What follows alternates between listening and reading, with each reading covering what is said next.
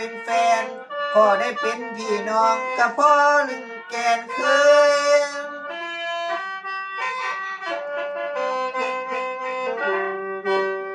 โอ้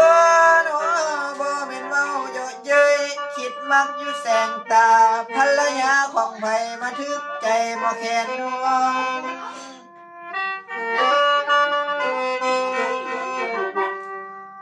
โอ้โนถ้าเคยมีผัวซ้อน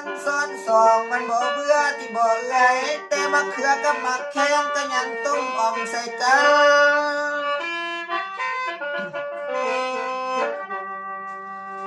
โอ้โนความมักของน้องนั้นบ่มีเขตพรมแดนจักเป็นแฟนของไผมาทึกใจบ่แค้นน้อง